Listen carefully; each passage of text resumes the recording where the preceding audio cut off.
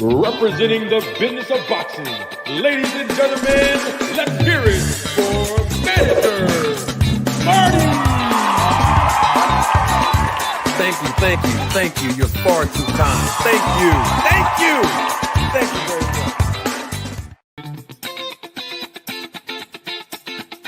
much. Representing the business of boxing, ladies and gentlemen, let's hear it for Manager Marty! Thank you. You're far too kind. Thank you very much.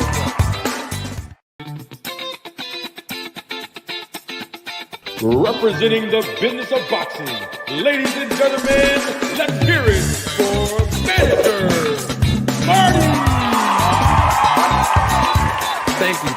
Thank you. You're far too kind. Thank you very much.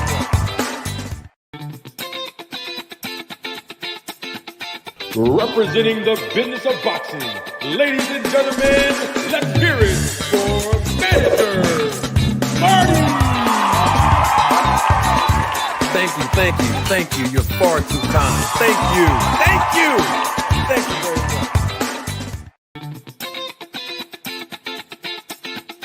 Representing the business of boxing, ladies and gentlemen, let's hear it for Manager Marty!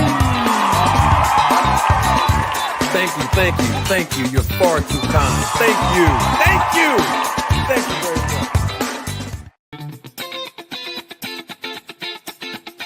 Representing the business of boxing, ladies and gentlemen, let's hear it for Manager Marty!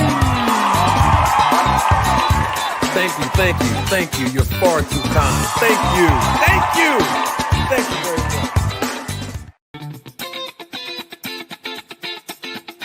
Representing the business of boxing, ladies and gentlemen, let's hear it for Manager Marty! Thank you. You're far too kind. Thank you very much.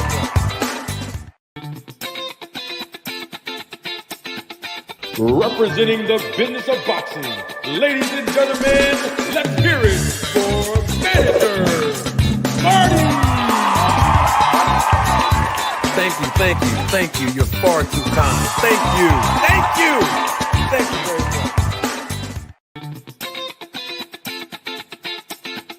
Representing the business of boxing, ladies and gentlemen, let's hear it for Manager Marty!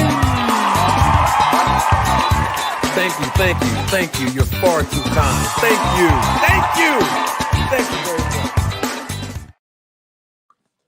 Ladies and gentlemen, members of the jury, members of the Road to Tape film crew, welcome to another episode, another edition of Road to Tape podcast with Manager Marty. I'm your host, Manager Marty. So glad to be here this morning. I'm so glad that you all are here with me live in living color. So welcome to everybody who's here live in living color. You could have been anywhere else in the world today, but you chose to be here with me.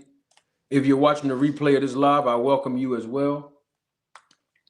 We are in for a great show today. To everyone all over the world, I double salute you for your viewership. I'm sure it is extremely early in the morning where some of you are, and I'm sure there's some of you who are here in the evening, and I welcome you. Double salute to all of the members of this channel that's here watching live in living color and the replay of this live, supervisors of the Road to Tape film crew. We need the air fryer to be at 500 degrees today. All contributions are greatly appreciated. We have so many different topics to discuss. Don't forget, the link is pinned to the top of this live chat. If you want to join the panel, if you want to come up here live in living color, all you have to do is click the link that's in the live chat. Go on and click it. Come on up. We're going to talk. Love to hear your feedback in the comment section to everyone who's here during the replay of this live. Also, have to definitely plug this in because this is as equally as important. At the bottom of your screen, you will see the Cash App, $ Manager Marty. Appreciate all the love and support. Appreciate it. Appreciate it. All your super chats, super thanks, super stickers, greatly appreciated. Let's support the channel. Let's support the content so that the entertainment and education value that's provided here can reverberate all across the YouTube boxing community. So I appreciate that. Now, enough with the hugs, handshakes, and Valentine's Day cards. You know we have to do this because we haven't done it in the last piece, the last segment, the last show. We're going to do it right now. I promise you we won't take too long. This is our Town Watch check-in. Come on in, come on in. As the viewership is increasing exponentially. Come on in, come on in, come on in.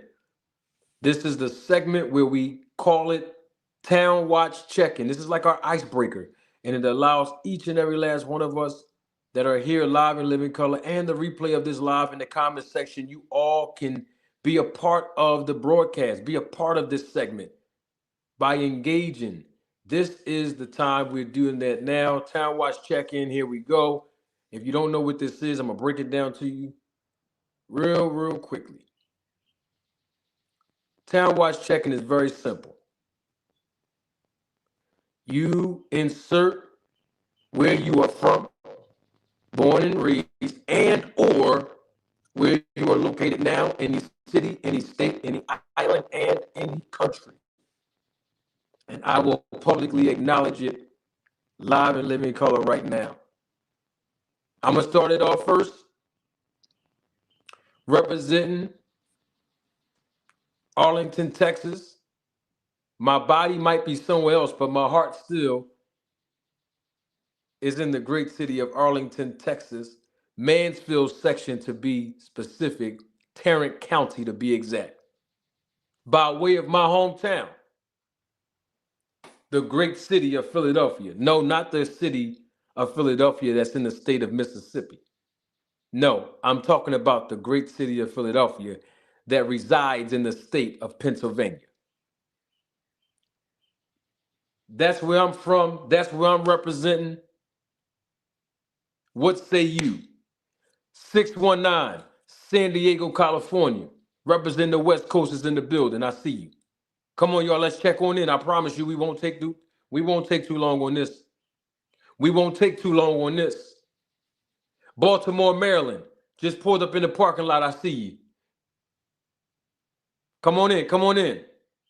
We have a very healthy, husky show today. I need the air fryer to warm up. I needed to warm up. London, the UK is in the building. I see you. United Kingdom, salute to all of my Britain fans. Las Vegas, Nevada, on the West Coast, I see you. Georgia is here. Bred in Georgia is here. Yeah. It's okay if you put where you were born and raised at. That's cool if you want to do that. I love to see where you're born and raised at and where you at now. But Georgia is here. But living in California, I see you. Come on in, let's check on in. Check on in, y'all. Come on. I promise you we're going to have a good show today. Jacksonville, Florida is here. By way of West Philly in the house. Hey, Marv, what part of West Philly you from? Just type it on in, Marv. We gotta represent West Philly this morning. Country Town, Ohio, just pulled up in the parking lot. I see you.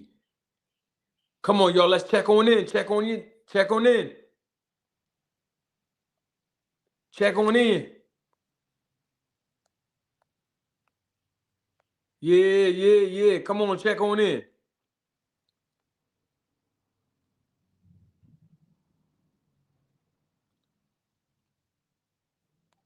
Come on, y'all. Check on in. Check on in. Can I get one more? You know I don't ask for much. Columbus, capital city, Ohio, is in the building. And my guy Marvin from West Philly said he's from the bottom.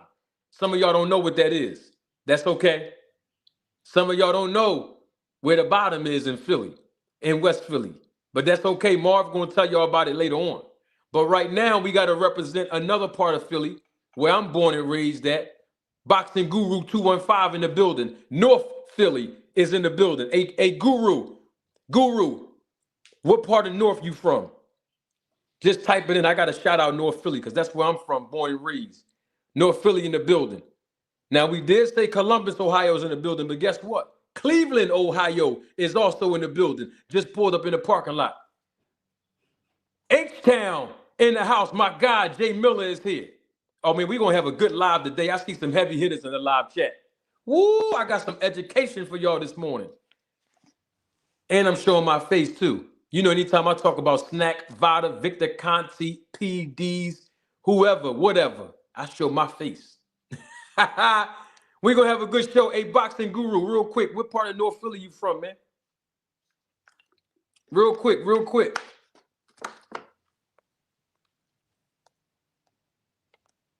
I don't know why my live stream here on StreamYard acting up. Steve, what's up, Steve? What part of town you from, Steve? We doing our check-in. Come on. Woo! Hey, listen. Don't play with North Philly. Guru from 26 in Cambria, man. And my man Marv is from the bottom in West Philly. Philly is in the building this morning. A Boxing Guru and Marv, my guys from Philly. Born and raised right here. Richard Allen Projects. Just to let everybody know, by way of Cambridge Mall Projects, 10th and Poplar. Here we go. From 8th to 10th, we here. Poplar Street. See, I can talk to my guys, Boxing Guru and Marv. They know where that's at. That's where I'm from, born and raised. Jersey in the building, I see you. Can we get one more check-in? I promise you that we're going to start the show as the viewership is increasing exponentially. Yeah. One more? Do we have one more? Do we have one more? If we don't, that's cool. We're going to rock out. We're here now. We are live in living color. Woo! Look, air fryer just plugged up too. Double salute to my guy, Jay Mills in the building. Appreciate your support and contribution, Jay. Always, man. Always warming up the air fryer. He plugged up the air fryer. He plugged it up. He got it started. Just a little something for the fryer. Killeen, Texas is in the building. Is right. He's here. I seen him when he pulled up in the parking lot. I saw his license plate numbers. I wasn't sure if that was him, but he just plugged up the air fryer. Shout out to my guy, Jay Mills. Appreciate you, big dog.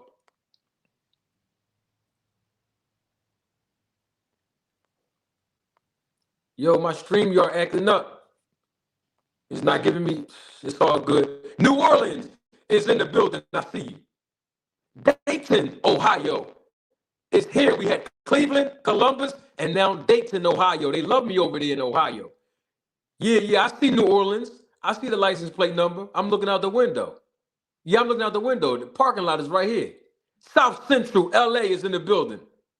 How to survive in South Central. Yes, sir. Listen, the wind just started blowing too. And I knew it was AJ64 because Illinois is in the building. Man, we got everybody from all walks of life here. That's why we do our Town Watch check-in, right? Everybody from all walks of life come here and learn and grow and laugh and have fun. I invoke so many different emotions. And that's what I love about my platform here. And here's the great thing about it. Even though we're all from different geographical locations, from all over the world, guess what? We all can find one thing that we have in common, and that is our love for the sport of boxing. And that's what our Town Watch check-in is all about as the viewership is increasing exponentially.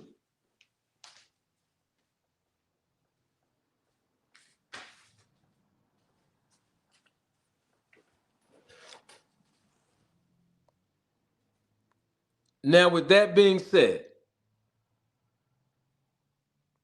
right? Now, with that being said, let's get on. We got to get on with the show. Because I have a few questions that I want to ask throughout the live broadcast. Of course, I need the Town Watch check-in. I need the Town Watch check-in to cease right now. New Orleans is in the building. I see you, Kentrell. I see you. Now, check this out, right? Gotta show my face when we talk about that. I haven't seen you all in a while. No, let me reframe that. You all haven't seen me in a while.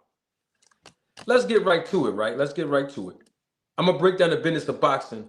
I'm not going to do a whole entire synopsis of the business because of time constraints.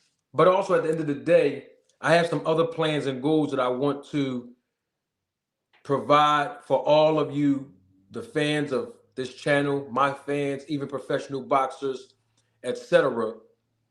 And I will talk to you about those goals at a later time. And so I'm limited on what I want to say about the business because I have something of value that I want to present to all of you during a later time. Now, with all that being said, let me first double salute the sponsors of this channel. One of our sponsors, Cortler Manis LLC, personal injury lawyers in the state of Pennsylvania and also in the state of New Jersey. Doesn't matter what you need them for.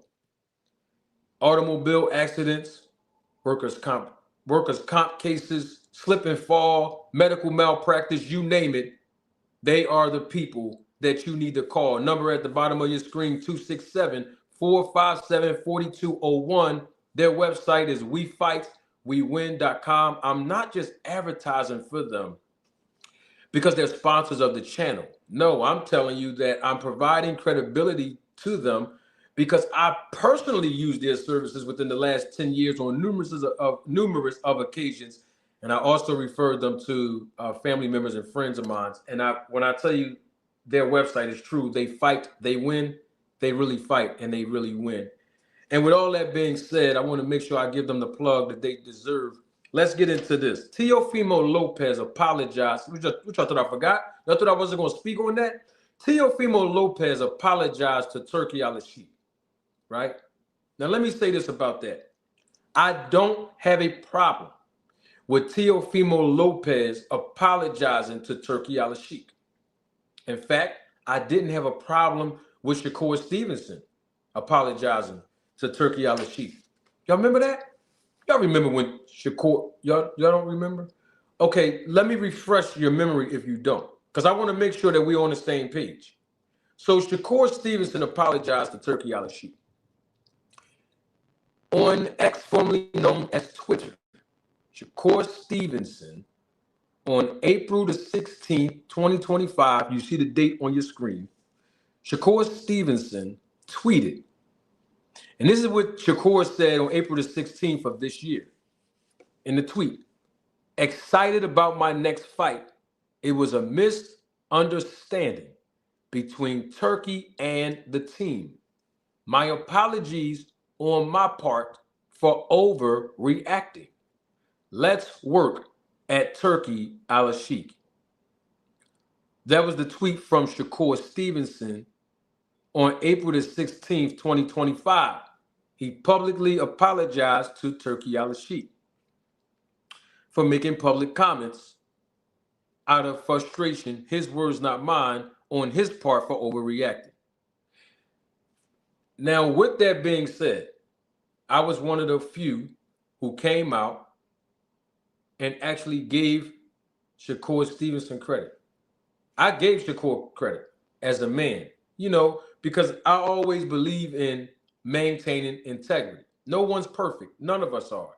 But at the same time, when we have an opportunity, especially as men, to maintain integrity and do things with honor, I'm always going to promote that. So I gave credit to Shakur Stevenson for publicly apologizing to Turki Al-Sheikh because he said on his part he overreacted and he made some public statements. Now, the reason why I publicly acknowledge Shakur is because Shakur made his statement publicly. And I believe The same way you make an error is the same way you're supposed to make it right.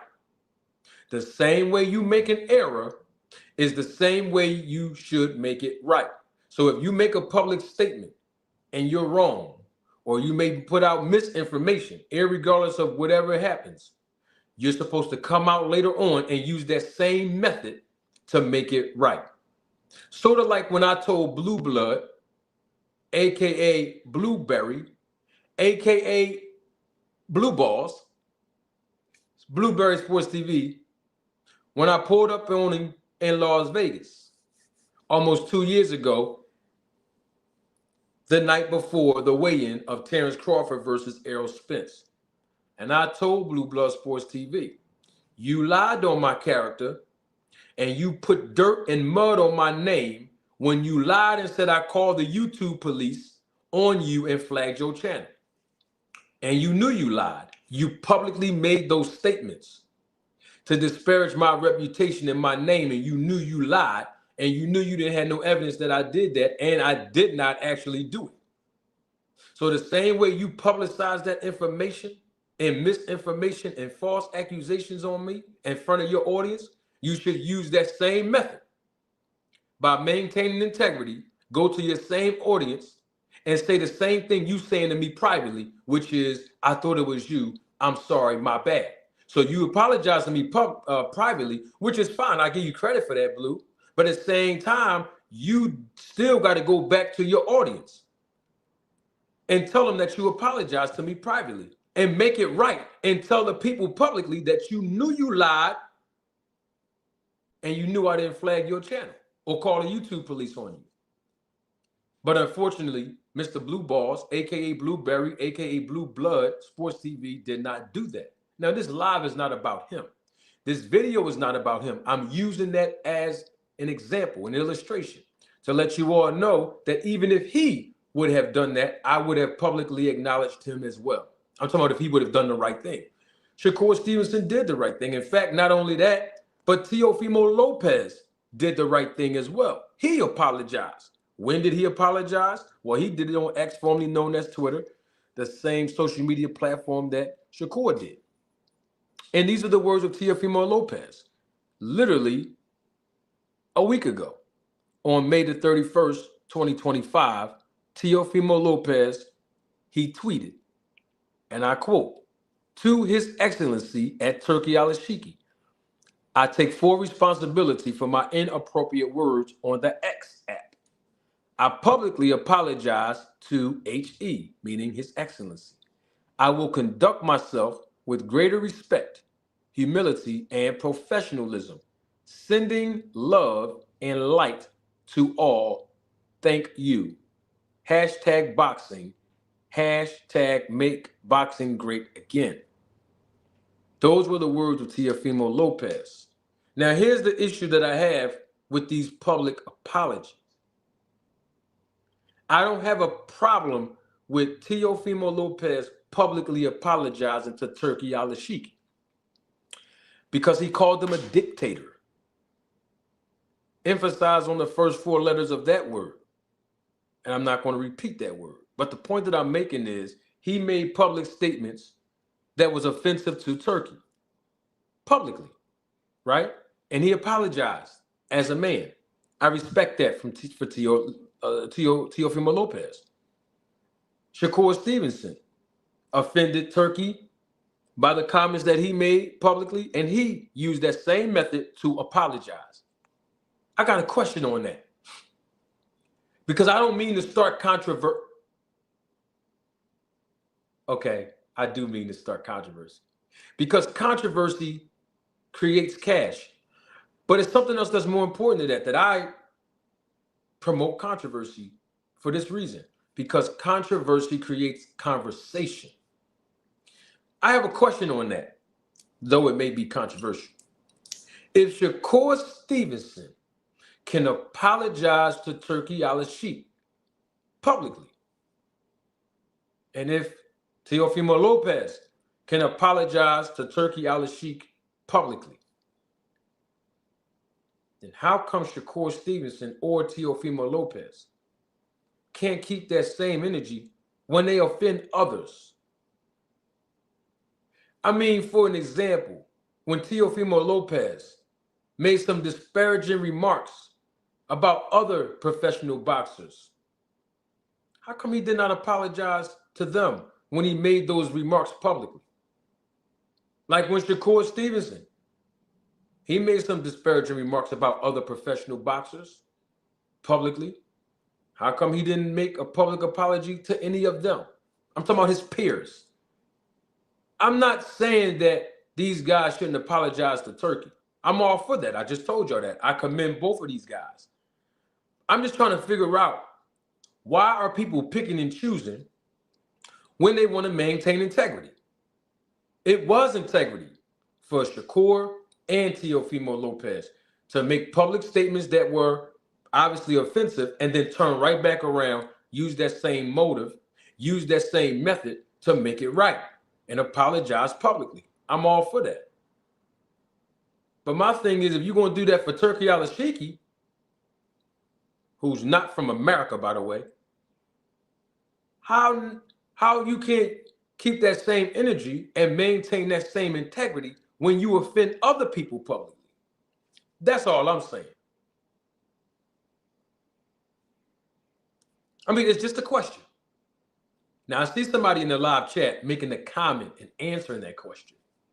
And if that person put it in the super chat, I promise you, I'm going to publicly acknowledge that statement to all of you and then obviously comment on it.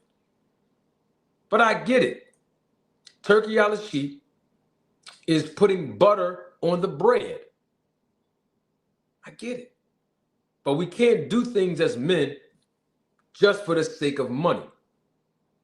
In other words, Turki Al-Ashiki is cutting the check. He's using the house money to make sure professional fighters get paid. I get it. So, of course, people will publicly apologize to him when he feels offended. I get that. But what about when there's no monetary benefit? That's what integrity says. So my thing is, for Tio and Shakur, if you're listening, if you're going to publicly apologize to Turki Al-Ashiki because you offended him or insulted him or you disrespected him with your words publicly, I need you both to keep that same energy, maintain that same integrity and character when you say something disparaging, disrespectful, and insulting and offensive to other people publicly. Use that same method. I mean, that's really my encouragement for both of these guys. I just want to make sure that we are all clear and we are all on the same page.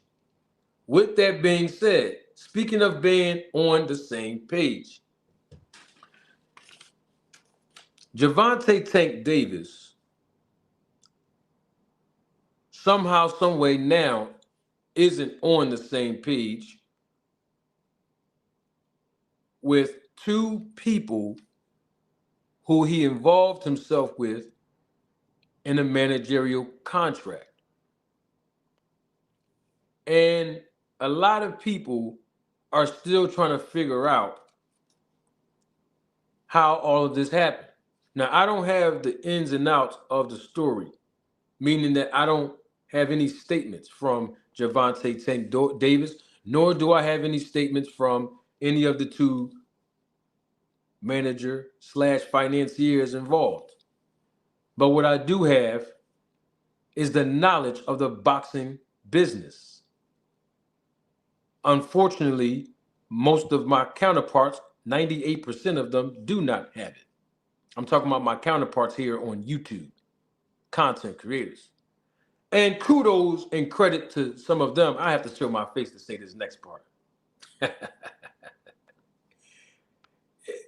And kudos to 98%. That's a very high percentage, by the way, of my YouTube boxing community counterparts here as content creators. Kudos to them. Let me double salute them as well. Because it's no secret, it's a known fact at this point, that they all, I don't care what name you drop, it doesn't make a difference. All of them, I think it's a little bit more than 98%. I'm trying to be humble and modest about this. All of them. In my personal opinion, I'm not saying this is a fact. This is my personal opinion through my own independent research that I've conducted. So don't get mad at me. But they all have encountered my channel and my content. And I believe, this is my opinion based on my own personal research now, that all of the YouTube boxing content creators have learned something about the sport and or the business of boxing. At least one thing. At least one. They've learned at least one thing that they did not know about the sport and or the business of boxing before they encountered my channel. And I appreciate the fact that everybody is learning. And so I just wanted to put that out to show my face with that. I want to put my face on that. I just want to put my face on that. And it's okay. Double salute to my guy. He's a member of the channel, supervisor of the Road to Tape film crew. My guy, representing DC, Mr. Gregory Quarterbaum. Thank you for your contribution and your support. Mr. Greg says in the super chat, good morning, Manager Marty. Here is a little butter for the fresh bread. That's all I give you all, Mr. Greg. I give you fresh bread. And I appreciate the fact that when I give you all fresh bread, when you all put the butter on it. I need some butter on the bread. In fact, the air fryer is slowly warming up. It's only at 385 degrees, and we need it at 500. We need it at 5. We definitely need it at 5. Thank you again, Mr. Greg, for the butter that I can spread on this fresh bread early this morning. Now, back to Tank Davis. See, Tank Davis, and I'm going to put it back on the screen here. Tank Davis, according to Sports Illustrated, because that's where this article came from. Just want to make sure that we were all clear on that, and I gave credit where the credit was due from Sports Illustrated. Sports Illustrated literally put out this report yesterday, and I want to air fry on it a little bit. Back in October 2013, I'm reading. If you don't know, that's what's happening. Because you might be driving, you might be preoccupied, and you can't see your screen. These are excerpts, and I clipped out different parts of the article that I'm giving credit to Sports Illustrated for. Back in October 2013, Tank Davis signed a 5-year agreement with Roy, agreeing that the manager would receive 15% of all fight-related earnings. However, by February 2014, Davis and the pair would agree to end their working relationship. Also, in that same article, it says here, in that agreement, it was reached. This agreement was reached where Tank Davis had to pay Roy, the manager, and the financier Batiste $35,000 over the next 2 years. However, in 2017, they filed a case against Tank Davis, claiming they were paid only $2,000. When Tank Davis failed to show up to court, the judge entered a default order against Tank Davis, finding him in breach of contract. Tank Davis eventually would pay Roy and Batiste $468,000 to settle the case. However, Roy and Batiste never recorded the judgment satisfied and didn't inform the court of any agreement. Instead, they continued discovery in the case and eventually requested additional payments from Davis for his subsequent fights. There was an article from a reporter and editor of Sports Illustrated that was published sometime yesterday of this year. Now, there's a couple of things in this story that raises some eyebrows. First and foremost, one of the things that's causing people to have a little bit of suspicion is their lack of understanding of the fact that how can Tank Davis sign a 5-year managerial contractual agreement in October of 2013, and then by February of 2014, Tank Davis would end his relationship with that manager and the financier, meaning their working relationship. 4 months is the only time that these gentlemen, all three of them, had a working relationship. And Tank was supposed to issue, obviously, 15% of all fight-related earnings. The air fryer is warming up. Ooh, that's what I'm talking about. We have a goal that we have to set. We need 10. 10 super chats will set our goal, but double salute to Warlock, who is a contributor of the channel. Double salute to you, man. Thank you for your contribution and your support. And Warlock says this in the super chat. He said, that's not true.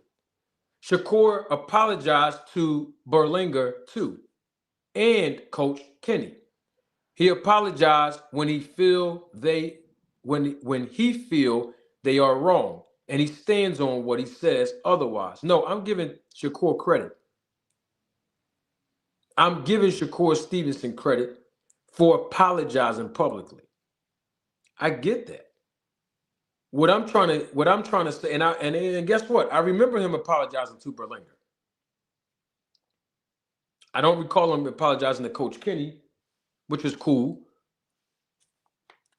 And if he did, I appreciate him apologizing publicly to Coach Kenny. What I'm saying is there are other people that Shakur Stevenson owes an apology to publicly that he did not apologize to, basically, is what I'm saying. So, okay, so hey, even if he did apologize to those two guys, like Berlinger and Kenny, what I'm basically saying is you have to be consistent. That's where I'm getting at. Show consistency with integrity. In other words, is what my point, the whole point that I'm making is don't pick and choose. Don't be selective with it. If you're going to apologize to Turkey, you have to apologize to everyone. Yes, including Coach Kenny and Berlinger. But they're not the only two people that Shakur Stevenson says something publicly about that was either insulting or offensive. So that's all I'm basically saying. And I appreciate the fact that you educated us on that, Warlock. Appreciate that. Also, double salute to my guy, J Sir 72, member of the channel, supervisor of the Roll the Tape film crew. Thank you for your contribution. J Sir says in the super chat, a little something for the air fryer. Woo! Air fryer up 400 degrees now. Thank you, J Sir. Appreciate you, big dog. And then, of course, we got my guy.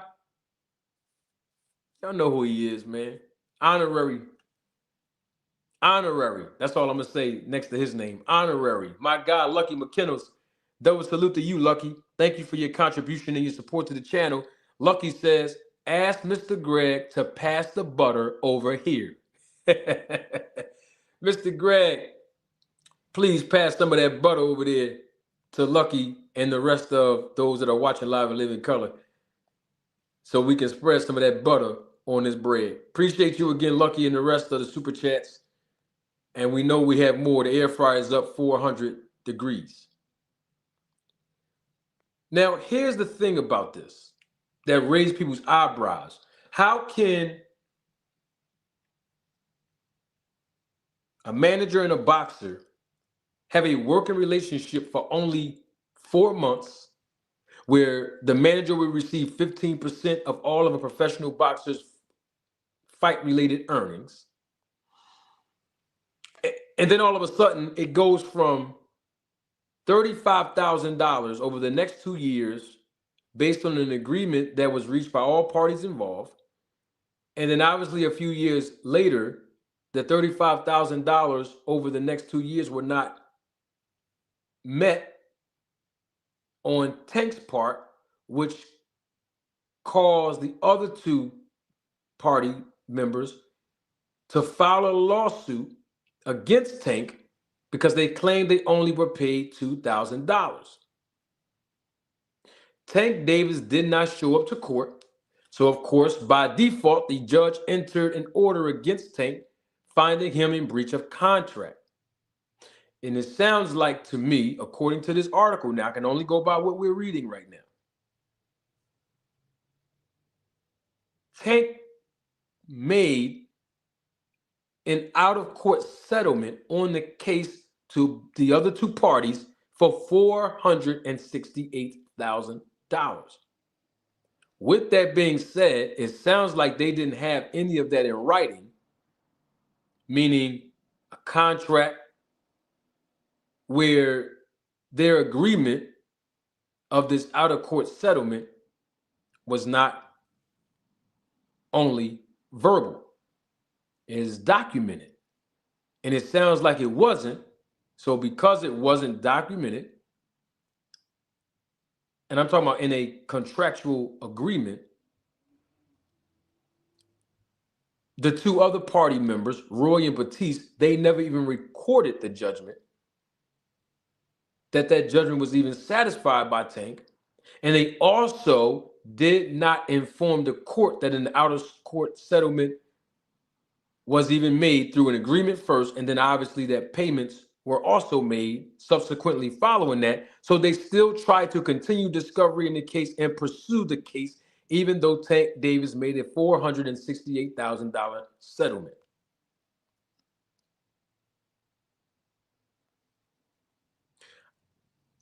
That's where we are right now, according to this report. Now, I have the reason why.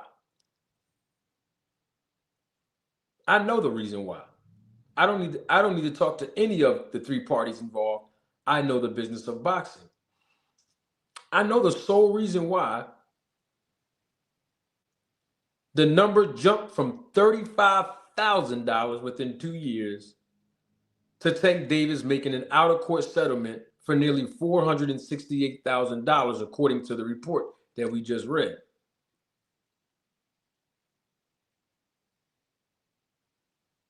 And all of this was because of a working relationship that ended after only 4 months. So somebody might ask themselves, somebody might even ask me, how can a manager still get any more money when the working relationship between the manager and the professional boxer have dissolved, even in Tank Davis's case, after 4 months? How can it be that this manager still can be able to receive a compensation of $35,000 within 2 years, and for 2 years, if the working relationship ended after only 4 months? I know the answer to that. But no one asked Manager Marty. No one put their question in the air fryer. But that is food for thought. And maybe I will serve you that food, because that is a very good question. And then not only that, but it goes on to say that Tank Davis never even showed up to court. He never even appeared to court. So a default judgment was made on behalf of the judge, and it goes all the way up to $468,000. I mean, how is that even possible? I know the answer to that too. But no one asked Manager Marty. And so that's the business of boxing. And I could use it as a teachable moment, of course, like I always do. But the air fryer definitely needs to be warmed up because that is a really good question. How? Even if the managers claim, well, we only got paid $2,000 out of $35,000 within the 2 years. Default judgment comes in, goes against Tank for not showing up, and guess what happens? Boom! $468,000 Tank had to fork over. You ain't gonna find this nowhere else. And to my educated audience members that don't use Ebonics, you're not gonna find any of this information anywhere else on YouTube. You're not. So that's why I'm glad that you're here. Double salute to my guy, Mr. Lump. He's honorary. I'm gonna put the word honorary next to his name. He's like family. Thank you for the super sticker and contribution to the channel, Lump. I appreciate you. My man always represents, man. He always in Florida. Hey, Lump, I have to say this to you because you're here. Mr. Greg is here. The last time you came up here with the super chat, Mr. Greg told me. Now, I'm a boxing manager. So when it comes to boxing, I do instigate. All I'm saying is this is my job. Mr. Greg said, Lump, when you get a chance, it don't have to be today. I'm just going by what Mr. Greg said. Click that link because both of you have a conversation that y'all need to have. My guy, Lump, and my guy, Mr. Greg. I mean, hey, this has been 2 years in the making now. So I wanted to make sure that Lump is here. You know what I mean? That I do my part because I gave Mr. Greg my word. Now, Mr. Greg, I'm going to do my part on behalf of Lump. Lump told me he have no problem talking to you. I know the man personally. He's honorary. He don't have any problems talking to Mr. Greg. Ain't nobody ducking nobody. Mr. Greg not ducking Lump, and Lump is not ducking Mr. Greg. I want to let the audience members know that. But these two men will be talking soon. I know they will. I know both of them. And I can't actually wait until both of them actually come up here and talk again because they talked before 2 years ago at the Terrence Crawford versus Errol Spence fight. And I can't wait till they talk again. Oh, my goodness. Because there's a lot of wisdom, you know what I mean? A lot of boxing knowledge that's going to help other audience members. And that's what I love about that conversation. Double salute to my guy, honorary again, next to his name, Lucky McKinnell's. He's the one that warmed up the air fryer. The air fryer right now is at 425 degrees, 425, thanks to Lucky McKinnell's again, and my guy, Lump. And look, Lucky says in the super chat, how, Manager Marty, how? Thank you, Lucky. I appreciate your contribution again. Lump, I appreciate your support and contribution as always, my brother. So the question becomes, how? How? I mean, how can something like this happen where a professional boxer signs a 5-year agreement with a manager, like Tank Davis signed a 5-year agreement with Roy and his the financier, the creditor, as they call him, Batiste. 15% of all fight-related earnings. That's how much the agreement was for. That's how much the contract stated, according to this report. And of course, 4 months after the agreement, they agreed to end their working relationship. Well, let me stop right there because that's the most critical piece of the puzzle. You're not going to find this information anywhere else. So this promotes my credibility. The bottom line is this. I'll teach you something, so stay with me. Air fryer is up 425. Just because a professional boxer and a professional manager verbally agree to end all communication, to terminate the contract, to terminate communication, even if they decide to continue the communication, but terminating the working relationship. There's nothing wrong with that. But if you do it verbally, from a manager's perspective and a professional boxer's perspective, it's not enough. There is a certain procedure, a certain protocol that has to take place in order for the working relationship in black and white on paper to be terminated. And if that process and if that protocol is not fulfilled, irregardless of the verbal agreement that a professional boxer makes with a professional boxing manager, well, the boxing manager still will have the rights to exercise the contractual agreement, obviously the 15% of compensation. Now, with that being said, I'm going to put it back on your screen so we all can be on the same page. Now, if you look at the date, go and look at it on your screen. I'm going to give you a few seconds. Look at both of the dates.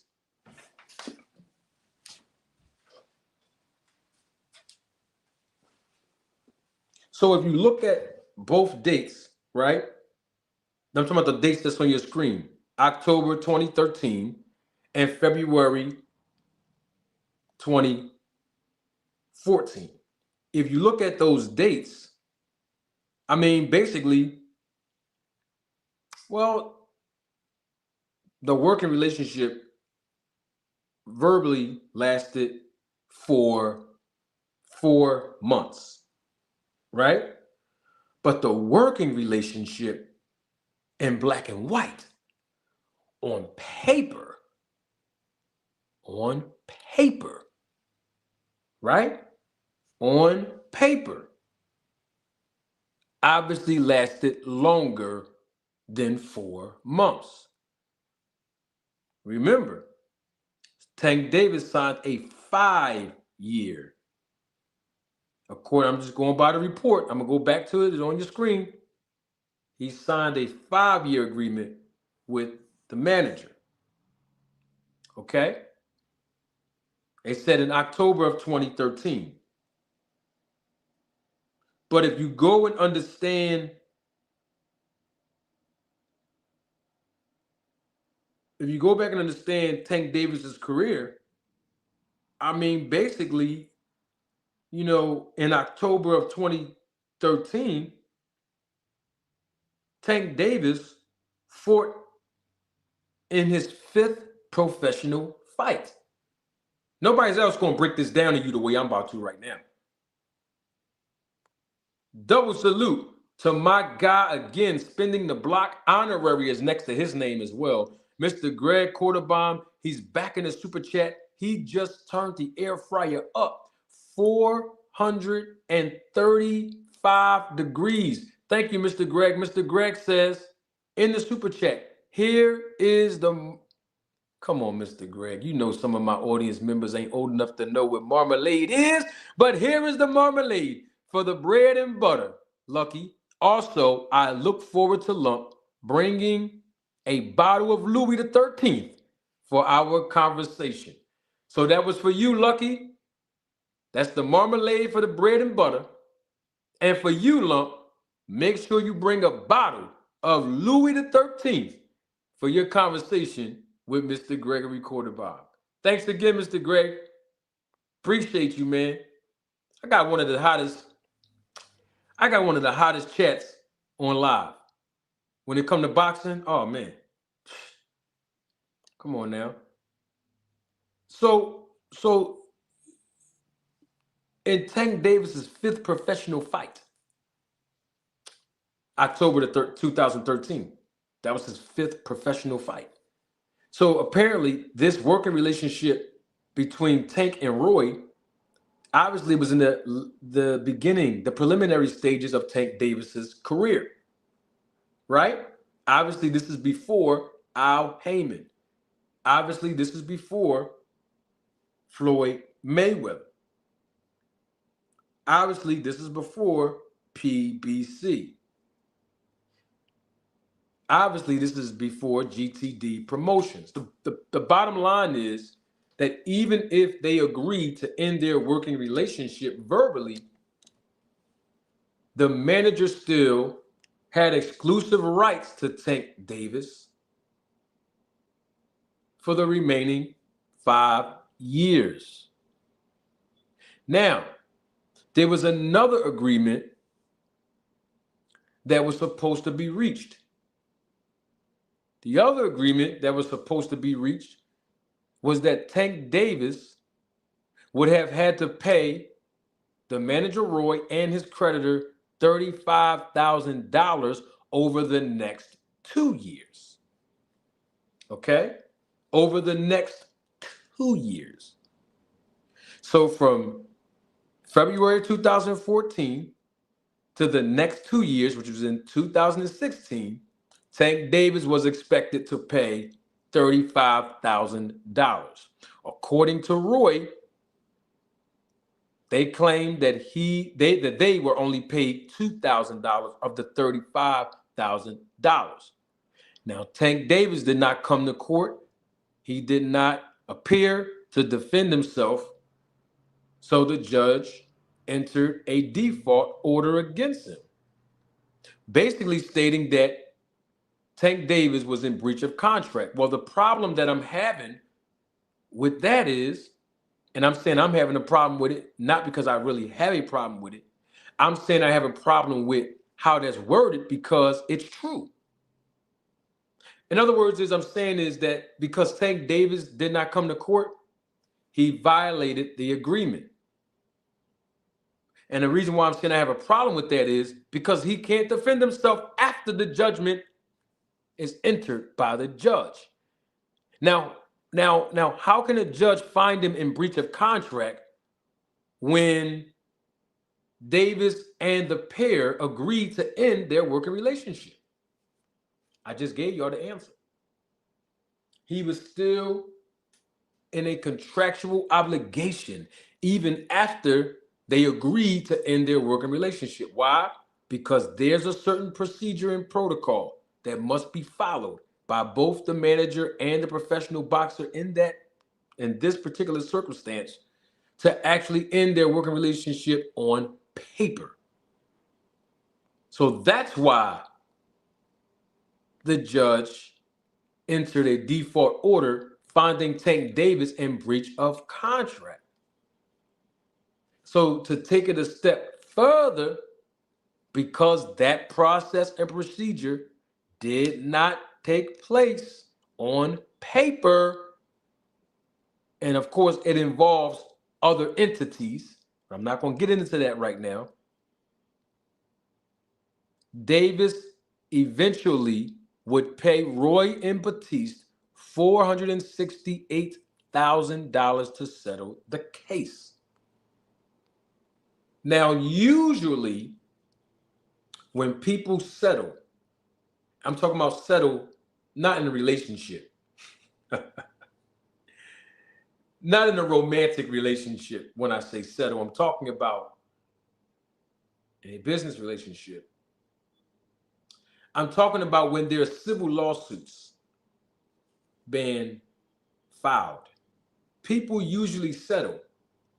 Not necessarily mean they're guilty, but basically people settle because if they continue on with the case, even if they're innocent, it's going to cost them more for legal fees, filing fees, etc. And I'm talking about even if they're not guilty, compared to just making an out-of-court settlement and leaving it alone. The public reputation of entertainers are important. Their image is important. So out-of-court settlements do cease from having things to be dragged on out with their time, their resources, their image being tainted by people who misunderstand, misinterpret, and even put misinformation out. That's not even true. But why go through all of that when you can just cash the person out or the entity out, wash your hands with it, and be done with it? Doesn't necessarily mean just because a person or an entity agreed to an out-of-court settlement that they're guilty. I just want to make sure we're clear on that. But what I'm also saying moving forward, that if Tank Davis agreed to pay $468,000, apparently, because he was already found in breach of contract by the judge who entered the default order against him, it will cost him way more than $468,000. How do we know that? Because within the 5 years that we're talking about, he would now have a relationship with Mayweather and PBC and Al Heyman, which means that his what?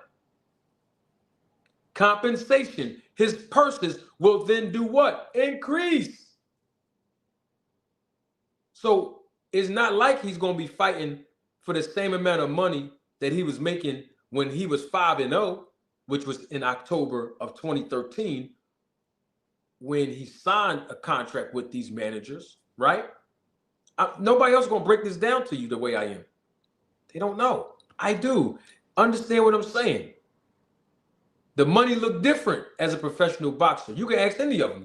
Don't take my word for it. Roll the tape on me and fact check me. You can ask any professional boxer what their checks look like when they're fighting with 5 professional bouts under their belt compared to 12, 14, 16, 18, 20 professional bouts under their belt. Because Tank Davis's purse increased, guess how much the managers would be entitled to, no matter what that number increased to. It's on your screen. There it is. Bam. 15% of all fight-related earnings. So if Tank Davis somehow, some way, fight for a world title, which is definitely going to increase his purse.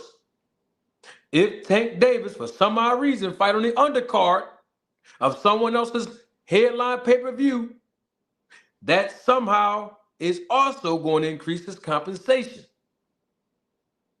And of course, now Tank Davis is the real Tank Davis now. But back in 2013, Tank Davis wasn't Tank Davis. So it changes the dynamics of everything. Y'all see what I'm saying? 15% doesn't sound like a lot of money when a professional fighter is only getting $1,000. And I'm being generous. There's a lot of fighters who have 5 professional bouts under their belt. I'm talking about professional fighters who have 5 professional bouts under their belt. Some making 1,000, some making 2,000. I'm not here to talk about the business of others. I'm just using it as an example now. This is real. So 15% looks different when a fighter's making $2,000 out of 5 professional fights. When you're a 4 or 6 round fighter, 15% look real different. You understand what I'm saying? So, for example, let's use Tank Davis as an example since we're talking about Tank Davis. When Tank Davis fought in October of 2013, remember, that was his 5th professional fight. Tank Davis, I wish my phone stopped doing this crap. This is really making me mad because I know the answer, but I want to make sure I don't mess up. You go back and look at Tank Davis on BoxRec, right? In Tank Davis' 5th professional fight, he was only fighting for 4 rounds. I knew this. I just want to make sure I double check. Somebody say I was just making stuff up. He was only fighting for 4 rounds when he got signed to this manager and the creditor. How much you think Tank Davis was making? 4 rounds. Listen, okay? Most of these fighters get paid based on the amount of rounds that they're scheduled to compete in. That's a part of the pay process. I don't want to get all the way off the topic because I'm educating you all. You ain't going to find this nowhere else. So let's say, to be generous, he's making $250 per round. $250 per round is a grand total of what? $1,000. Let's say he's making $500 per round. And he competes for 4 rounds. Do the math. That's $2,000. Right? Okay, I'm just using that I'm not saying he was. I'm just telling you sometimes what's standard in the business, but I'm using it as a teachable moment for illustration purposes. So now Tank Davis make, let's say, $2,000. I'm not saying he did. He could have made more. He could have made less. My point is, let's say he made $2,000 for that 5th professional fight. 15% of $2,000 is not a lot of money. You all can do the math on that. It looks different. It looks totally different compared to Tank at 16-0 with 15 knockouts. 16-0 with 16 knockouts. World championship status. Oh, 15% looks much better in that circumstance. But the point I'm making is there was a 4-month relationship, working relationship, that ended. But yet, a judgment was entered against Tank Davis for breach of contract. So that means, apparently, that working relationship that ended was just verbal. It wasn't through the proper procedures and protocols. I didn't explain the procedures and protocols. It's not important for the scope of what I'm getting at. So that's what I'm talking about. And for that reason,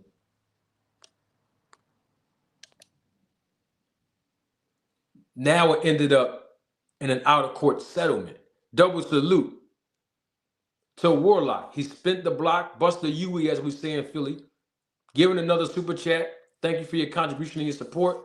And Warlock says in the super chat, settlement and default judgment are not the same. I didn't say that they were the same. I don't know if you were saying that to me, Warlock. I didn't say a settlement and a default judgment are actually the same.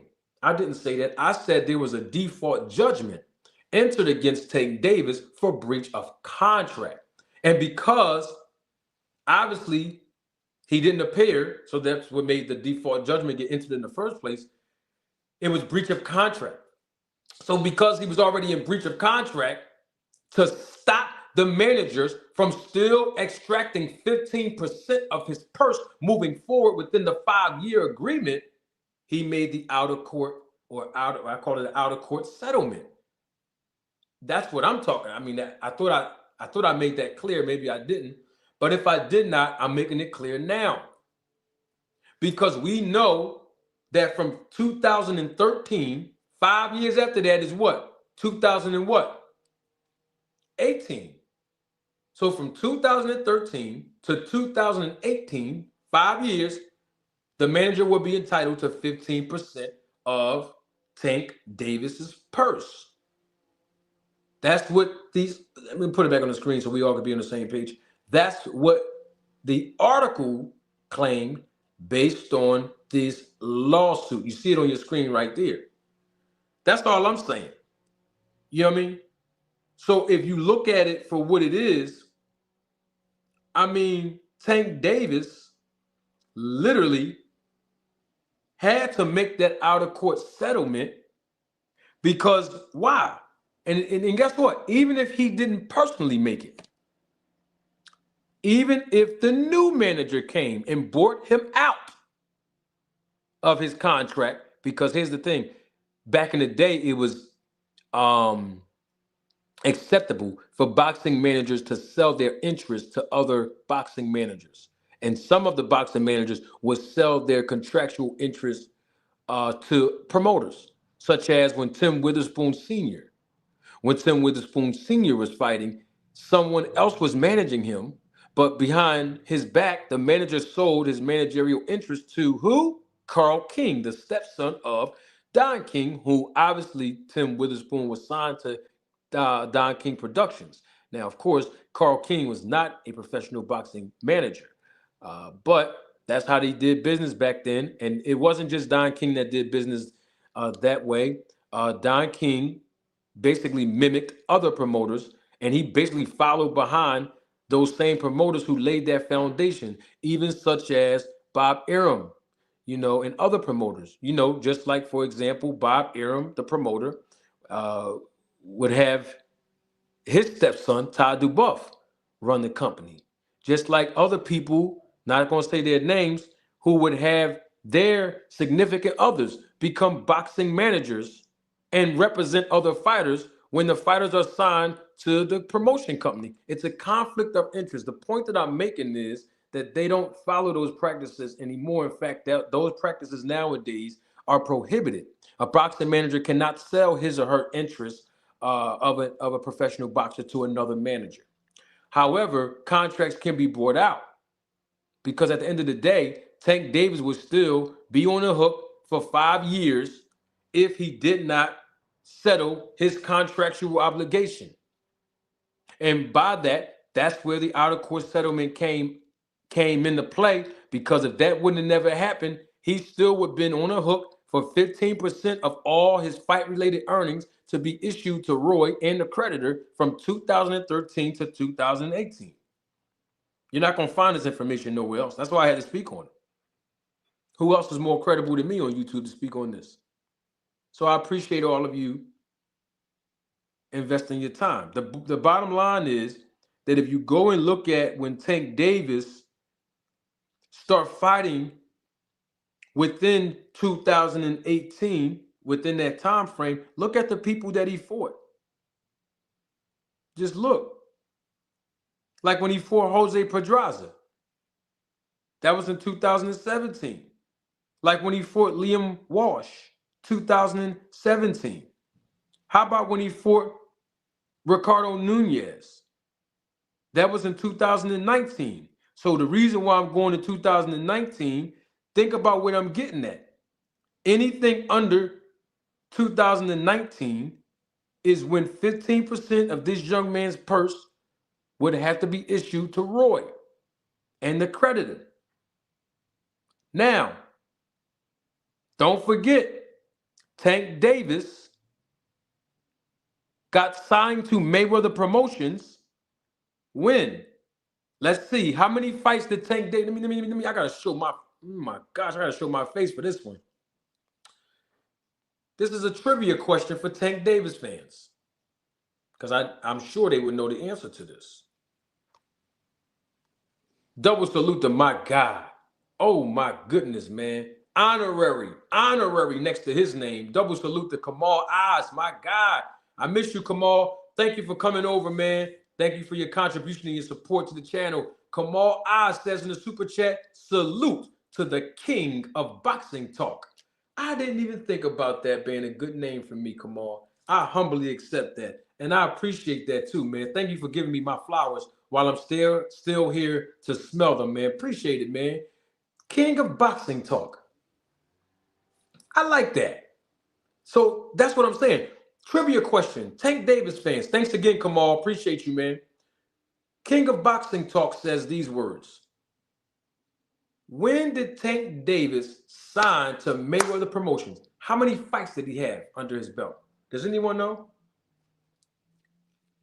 Tank Davis fans, this is a trivia question real quick. And we're going to move on because I know that other podcasters are on and the viewership are going to start dropping. That's why I tried to get my 1 hour in, but I had to. The air fryer warmed up to 500 degrees thanks to Kamal. And so I got to make sure I close this part of the segment out diligently. Does anyone know? Double salute to my guy. D1 is in the building. He's a member of the channel, supervisor of the Road to Take film crew. Does anyone know how many fights did Tank Davis have under his belt when Floyd Mayweather signed Tank Davis? Does anyone know?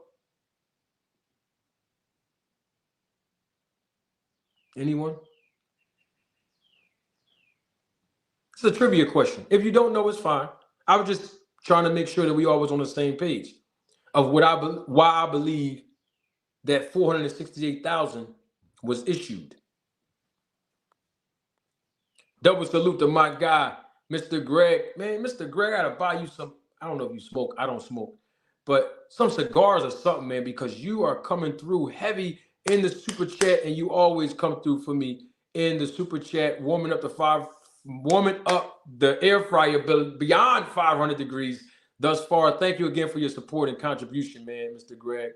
Mr. Greg says these words. This is one more reason why young fighters need to be educated in the business of boxing. This could have been prevented. King of boxing talk. Thank you, Mr. Greg. I'm king of boxing talk. I like that. And you're absolutely correct, Mr. Greg. And that's why I love to do what I do. I don't do this on YouTube for the money. It's for the education value that I provide for young boxers and boxing fans all across the world, because you're not going to find this information anywhere else. That's why I'm glad that you all are here, and I promise you we're going to leave very shortly. But the point that I'm making is when Tank Davis was with Roy, the manager, and the creditor, Batiste, for literally only one fight, and I say one fight, I mean, according to the report that they only had a 4-month working relationship, that doesn't stop the entitlement of 15% of Tank Davis's earnings going to the manager because it was done verbally. You have to use a specific procedure and protocol, and there's multiple entities involved to do that. When you want to terminate a contractual agreement, when I say you, I mean when a professional boxer wants to terminate a contractual agreement with a professional boxing boxing manager. I want to make sure we were clear on that. So when you go look at it, right? A lot of people don't put this in perspective, but I believe it was 11 fights. I believe Tank Davis signed with Mayweather Promotions 11 fights. 11. And that's where I believe, to protect the interests of Tank Davis so that 15% of his earnings don't go to Roy, I believe there was an out-of-court settlement paid. I'm not going to say from Mayweather, or I'm not going to say it was from Tank. I'm not going to go there because I know the business. I'll just put it to you like this. Most people do out-of-court settlements when they know it's going to cost them more than the out-of-court settlement amount. Not saying that they're innocent, not saying that they're guilty, but I mean to allow the case to go further than it has to. It should be less. And I'm telling you right now, within 11 professional fights, I would be totally surprised if Tank Davis was making 6 figures before. From basically what I'm saying is from fight 5 to fight 9 and 10, I would be extremely surprised if Tank Davis was earning 6 figures per fight, because that's how many figures it was for him to make the out-of-court settlement, according to the report. And I'm going to leave it like that. I'll let your imagination run. But the point that I'm making is that somebody, an entity, helped Tank Davis get out of that managerial agreement so that 15% of his earnings won't continue. I'm going to leave that alone. I'm teaching you the business of boxing. You're not going to find it anywhere else. Now, with that being said, because we're out of time and I really, really want to, all right, this is what I'm going to do. I'm coming back tomorrow morning live in living color, right? I don't want to lose the viewership, and I don't want anybody else to miss this critical piece of information I'm going to bring up next. It's not about Tank Davis, but what it is about Terrence Crawford's coach, Caleb Plant's coach, Clarissa Shields' coach, Devin Haney's coach, Bam Bam Rodriguez's coach, Tyrone Davis's coach. The list goes on and on. I'm talking about their coach. Not only is he their coach, but he's also their doctor. I am talking about Victor Conte. He made some responses to Jamal Charlo on X, formerly known as Twitter, and we're out of time. But tomorrow morning, we're going to open up the show with it because I have some evidence, some truth and evidence that's going to really dispel the myth that Victor Conte stated to clap back at Jamal Charlo. You remember when Jamal Charlo talked about Snack and Victor Conte? I'm going to speak on it tomorrow. I really wanted to speak on it, but I had to give you the education of the business of boxing that you wasn't going to get nowhere else. And the air fryer warmed all the way up. So how could I not do my part and show up live for you when the air fryer warmed up? So here's what I'm going to do. First, hey, I'm letting you know now what the objective is. First thing smoking, hot off the press tomorrow morning. We're going to dive into Snack. We're going to dive into the truth and also the myth that was told by Victor Conte, the coach and the doctor of Terrence Crawford, Clarissa Shields, Caleb Plant, Devin Haney, Bam Bam Rodriguez, Tyrone Davis, and the rest of them. And you know what? I'm doing way too much talking. Y'all want to know why I call